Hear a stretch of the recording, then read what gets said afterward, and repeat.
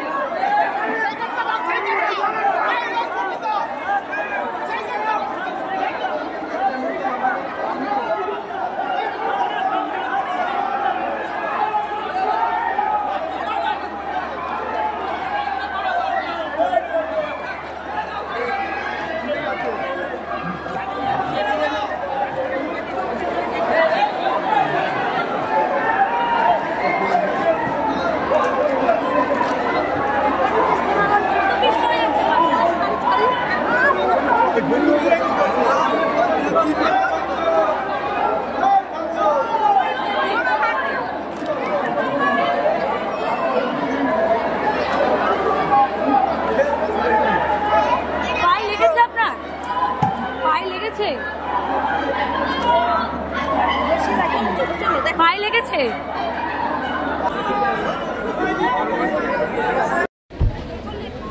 মুখ্যমন্ত্রী মমতা বন্দ্যোপাধ্যায় দীঘার জগন্নাথ ধামের উদ্বোধন করেন প্রায় বিকাল 4:30 নাগাদ এবং তারপরে সমস্ত পর্যটকদের জন্য এই দীঘার জগন্নাথ ধাম খুলে দেওয়ার কথাও তিনি ঘোষণা করেন। সেই মতোই প্রচুর পর্যটকের এবং প্রচুর দর্শনার্থীদের লাইনও পড়ে যায় এই জগন্নাথ ধামে ঢোকার জন্য। কেউ বা জগন্নাথ ধামের মূল প্রবেশদ্বার একেবারে ধরে থাকেন এবং প্রায় 1 ঘন্টা পর যখন জগন্নাথ ধামের মূল প্রবেশদ্বার খুলে দেওয়া হয় ঠিক সেই সময় একটা চরম বিশৃঙ্খলার পরিস্থিতি সৃষ্টি হয়। পুলিশের কোনো দিকেই কোনো কথাই কানে দেন না পর্যটকরা এবং দর্শনার্থীরা। কোনো রকমের ঠেলে ঠুলে তারা প্রবেশ করার চেষ্টা করেন জগন্নাথ ধামে। অর্থাৎ জগন্নাথকে দেখার জন্য প্রত্যেকের মনেই একটা আলাদা আকাঙ্ক্ষা ছিল এবং যার জন্য একটা বিশৃঙ্খলার পরিস্থিতি সৃষ্টি হয়। সেই সময় বহু মানুষ কিন্তু পদপিষ্ট হওয়ার একটা সম্ভাবনা ছিল, বহু মানুষ পড়েও যান। তাই সেই মুহূর্তে দাঁড়িয়ে দীঘার জগন্নাথ ধামের মূল প্রবেশদ্বার বন্ধ করে দেওয়া হয় কিছুক্ষণের জন্য।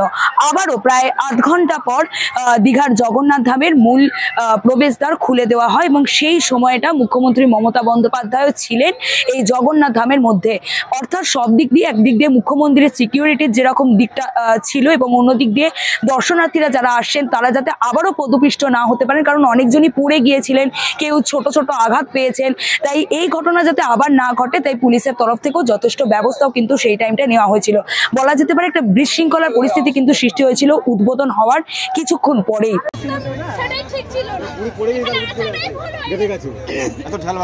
অ্যানাউন্স করে গেল যে এটার পরে, অনুষ্ঠানটার পরে সবার জন্য গেট খোলা হবে।